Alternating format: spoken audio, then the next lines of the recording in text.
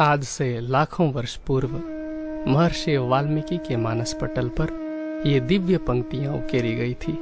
येषां न विद्या न तपो न दानं ज्ञानं न शीलं न गुणो न धर्मः ते मर्त्यलोके भुवि भारभूता मनुष्य रूपेण मृगाश्चरन्ति। अर्थात जिनके पास न तो विद्या है, न तप है, न दान की प्रवृत्ति है, न ज्ञान है, न शील है, न कोई मानवीय दिव्य गुण है और न धर्म का पालन करने की प्रवृत्ति ही है, वे इस पृथ्वी पर भार रूप हैं तथा मनुष्य का रूप धारण कर हिरणों के समान निरर्थक जीवन व्यतीत करते हैं। किंतु यह विश्व का महानतम आश्चर्य है कि ब्रह्म मुनियों के जिस समाज में अक्षरातीत के हृदय का बहता हुआ रस श्री तारतम वाणी के रूप में प्रकट हुआ, वह वर्तमान में दृष्टिगोचर क्यों नहीं हो रहा है। जिन अग्रगण्य जनों के ऊपर संपूर्ण विश्व में तारतम ज्ञान की पताका फहराने के लिए श्री जी का निर्देश था, वे इसे छिपाने में ही अपना गौरव क्यों समझते हैं। परम धाम की तारतम रूपी अमृत धारा का रसपान करने के लिए तो सारा संसार तरस रहा है, किंतु इस भवसागर में आलस्य और प्रमाद की नौका पर अकर्मण्यता की चादर ओढ़े हुए जो लोग तारतम वाणी के ज्ञान में अवरोध खड़ा करने को ही अपने जीवन का परम लक्ष्य मानते हैं, उनके दुर्भाग्य का वर्णन किन शब्दों में किया जाए। किंतु उनके दुर्भाग्य का दंड यह समस्त समाज क्यों भोगे। क्या माया के अंधकार में भटकती हुई परमधाम की आत्माओं का यह मौलिक अधिकार नहीं है कि वे तारतम ज्ञान के प्रकाश में अपने प्राणेश्वर को पहचान सकें और ध्यान में डूबकर अपने हृदय मंदिर के सिंहासन पर उन्हें विराजमान कर सकें। तारतम ज्ञान की ज्योति से स्वयं को दूर रखने में ही अपना पुरुषार्थ समझने वाला कोई भी व्यक्ति या स्थान विशेष किसी ब्रह्मात्मा के भाग्य का निर्धारण कैसे कर सकता है। श्री राजन स्वामी जी के हृदय में उमड़ने वाली इस पीड़ा ने श्री प्राणनाथ ज्ञानपीठ सरसावा की भूमिका का निर्माण किया। चिंगारी जब शोला बनती है तो वह ज्ञान के अवरोध में सीना तान कर खड़े रहने वाले घास फूस के ढेर को पल भर में भस्मीभूत भी कर देती है।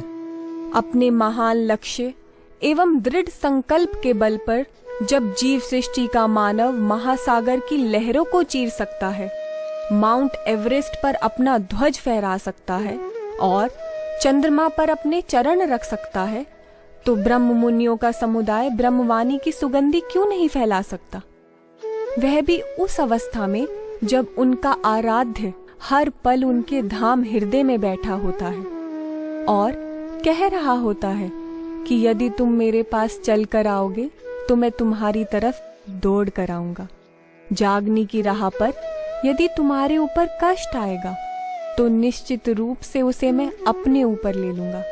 यदि तुम्हारे सिर पर फूल की कोमल पंखुड़ी के गिरने से कष्ट होता है तो मैं उतना भी कष्ट तुम्हें नहीं होने दूंगा। इन शब्दों को सुनने के पश्चात भी यदि किसी के हृदय में जागने के प्रति उल्लास नहीं होता तो यही कहा जा सकता है कि उसका हृदय मात्र एक मांस पिंड है, जिसमें प्रेम और समर्पण की संवेदनाओं को संजोने वाला कोई चेतन हृदय नहीं, अपितु एक शुष्क पत्थर है जो मात्र उदर पोषण को ही अपने जीवन का चरम लक्ष्य समझता है। उसे अक्षरातीत की यह पुकार सुनाई ही नहीं देती कि मैं देखत तुम्हारी राह।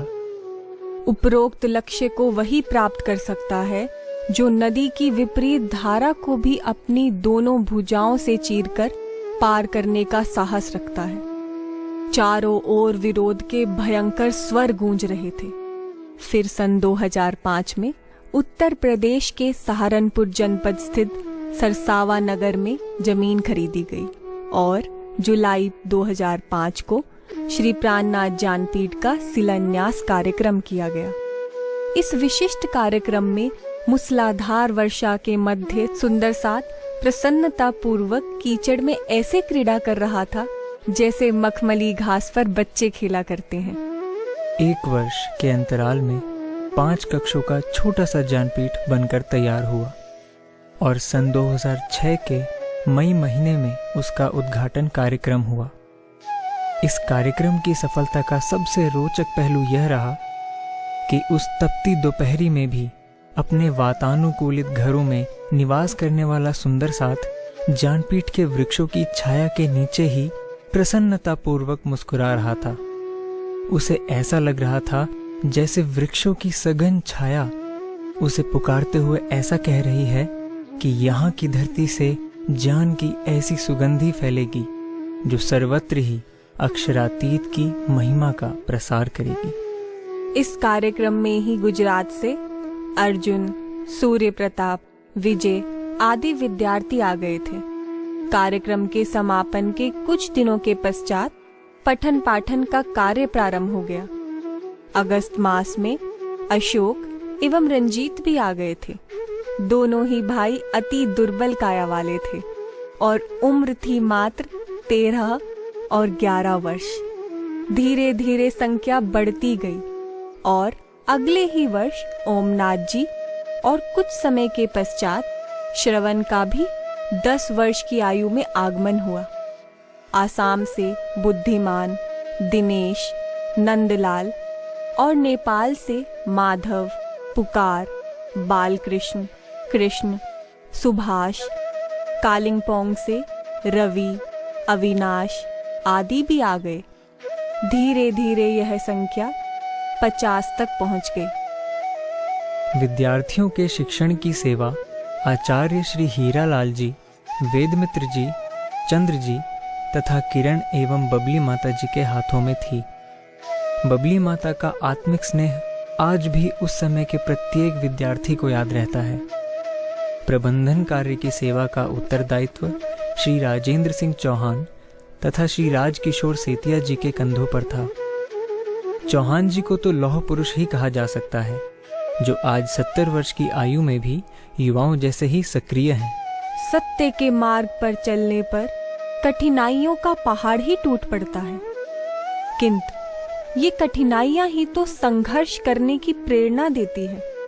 यद्यपि घोर आर्थिक संकट के कारण ऋण की काली छाया पीछा करती रही, किंतु सद्गुरु महाराज श्री राम रतन दास जी की कृपा की छत्र छाया और सरकार श्री जगदीश चंद्र जी की प्रेरणा से ज्ञानपीठ अपनी सभी बाधाओं को पार करने में सफल रहा। सन 2005 के पूर्व से ही श्री राजन स्वामी जी के द्वारा साहित्य की रचना का कार्य प्रारंभ हो चुका था। अशोक, विजय, सच्चिदानंद, राजकुमार, पवन, ब्रिजेश आदि सभी 14-15 की आयु के थे। इनके नन्हे नन्हे कोमल हाथ कंप्यूटर पर सक्रिय हो गए थे। इन्होंने रात्रि के 12-1 बजे तक भी टंकण कार्य किया, जिसका परिणाम यह हुआ कि मात्र कुछ ही वर्षों में ज्ञानपीठ में साहित्य का विशाल भंडार दृष्टिगोचर होने लगा।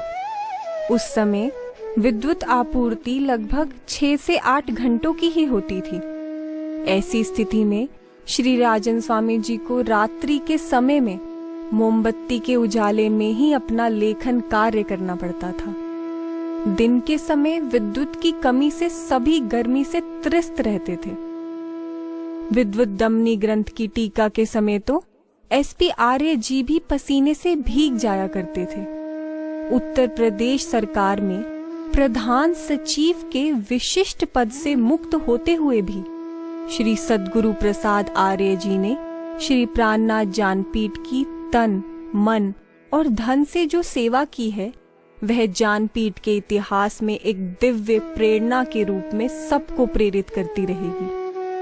Professor A.V. रामचंद्रन जी का अंग्रेजी साहित्य के क्षेत्र में सर्वोपरि योगदान है। समस्त ज्ञानपीठ परिवार उनकी इस सेवा के प्रति अपनी कृतज्ञता व्यक्त करता रहेगा। ज्ञानपीठ की गंभीर आर्थिक समस्या को सुलझाने हेतु ज्ञानपीठ के विद्यार्थियों ने 1,00,000 ईंटें बनाकर पकाया। वे ईंटें आज भी पुकार पुकार कर बच्चों के महान त्याग एवं समर्पण को दर्शा रही हैं। गुरुकुलों के इतिहास में इस प्रकार की घटना विरले ही मिलती है जिसमें विद्यार्थियों ने स्वयं अपने हाथों से ईंटें बनाई हों। शारीरिक श्रम की सेवा का इतिहास बिना संचमान के पूर्ण नहीं हो सकता। उनके द्वारा की गई सेवा ज्ञानपीठ के इतिहास में स्वर्ण अक्षरों में लिखी जाएगी। दिल्ली निवासी वासुदेव जी एवं आशीष जी के द्वारा की गई आर्थिक सेवा ने ज्ञानपीठ को एक विशेष संबल प्रदान किया है। वर्तमान समय में इस सेवा का उत्तरदायित्व ज्योत्सना बहन के कंधों पर है। ज्ञानपीठ की ही शाखा के रूप में श्री प्राणनाथ कन्या गुरुकुल है जो कि वडोदरा में स्थित है। उसकी संपूर्ण व्यवस्था कैलाश बहन के ऊपर है।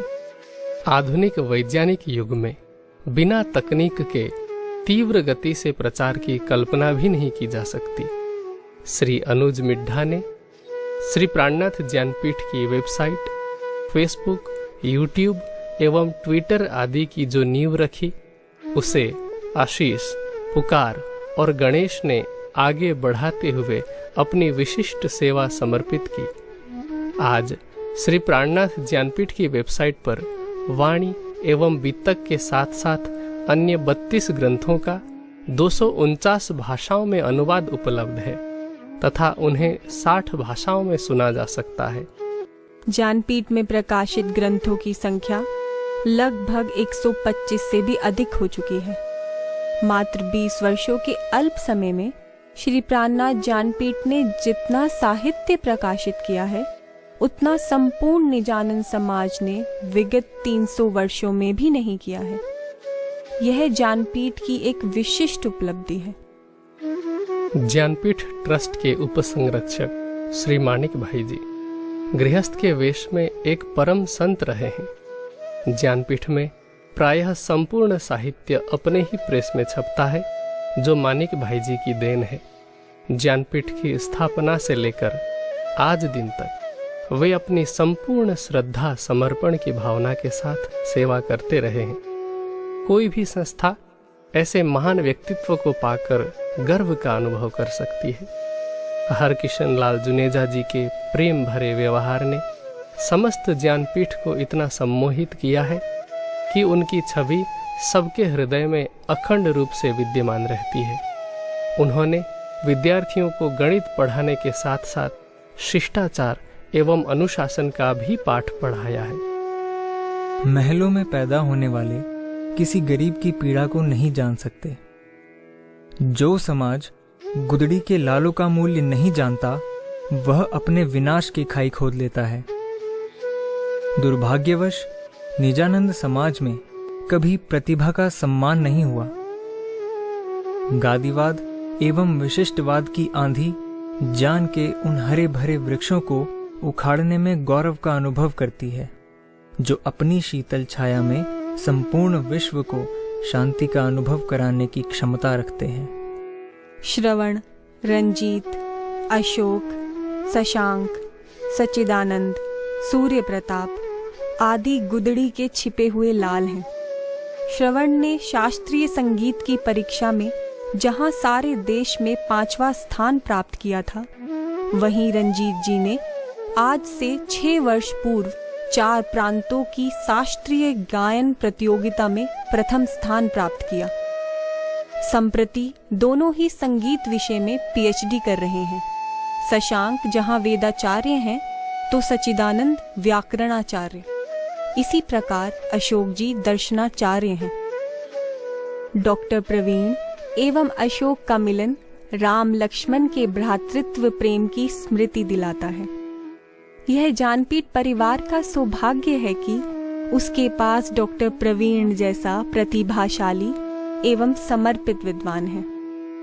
विगत 20 वर्षों में ज्ञानपीठ बच्चों की उछलकूद, क्रीड़ा, ध्यान, सेवा एवं अध्ययन आदि से शोभायमान रहा है। वस्तुतः देखा जाए तो ज्ञानपीठ की वास्तविक शोभा विद्यार्थियों एवं आचार्यों से है।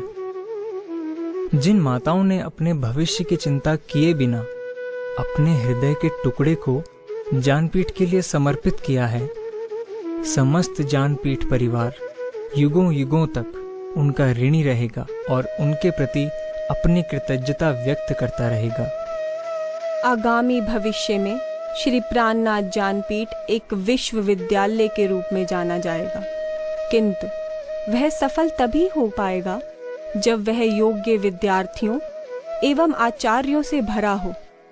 प्रत्येक विद्यार्थी को यह स्मरण रखना चाहिए कि जिस प्रकार वह अपनी माता और मातृभूमि से प्रेम रखता है, उसी प्रकार उसे ज्ञानपीठ की धरती को भी अपनी ज्ञान भूमि मानकर उससे आत्मीयता रखनी चाहिए।